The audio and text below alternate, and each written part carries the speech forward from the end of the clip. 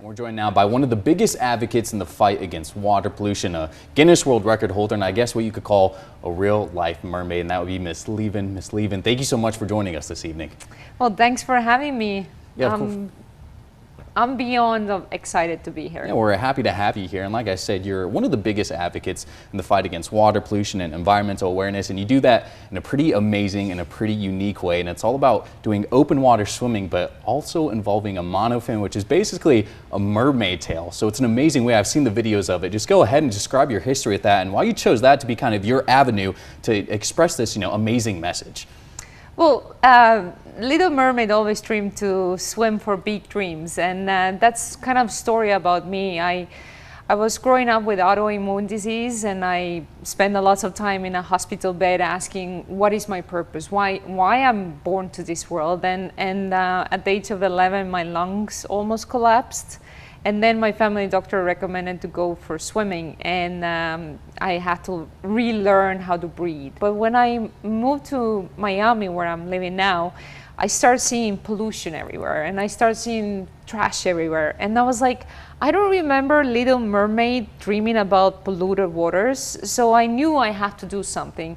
And I was training for Rio Olympics, and I ended up doing the Olympic trials, and I started raising awareness and putting a mermaid tail on and bringing more awareness that, Ariel didn't dream about this kind of way of living life, because it's kind of like a lifestyle to be living mermaid life. But I actually got called by Usain Bolt to do first Guinness World Record, and that was to swim 10 kilometers with the mermaid monofin.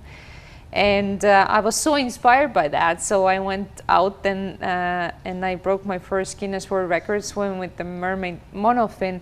But the most important thing was to still raise awareness for our nature, and I don't use my arms when I kick with the mermaid monofin. And today I actually own a record, but it's 50 kilometers, but is in miles is 31.3 miles. Wow. For 14 hours. Yeah, that's amazing. Just kicking. Wow, that's amazing. And I know you've done most of these in Florida, am I correct? And I know, or at least some of them. Yeah. And I know that you're recently looking to make the Mississippi Gulf Coast maybe one of your next locations that you want to raise awareness for and do one of these swims at. How did that kind of come about? How did you choose this Gulf Coast to maybe be the next place you want to raise awareness for?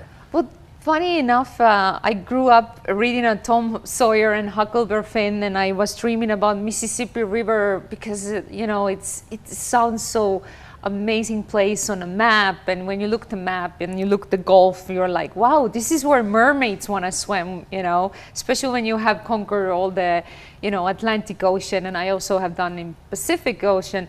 But I started dreaming about Mississippi River, actually, or the Mississippi area, literally 25 years ago. And after 25 years, talking with the folks in Mississippi, I felt like I need to come out there and be the Mississippi mermaid to bring awareness for this coastline, but also maybe for the pollution what is around here, and how the pollution affects the coastline people and the children who are dreaming the big mermaid dream. So that's why I'm here and learning more about it, and we checking places where maybe this summer to do something amazing. All right, well, hopefully we'll be seeing you here very soon here on the Gulf Coast. I'd love to see you out there. It's be an awesome event if it does happen. But once again, thank you so much for joining us tonight. Thank you for having me.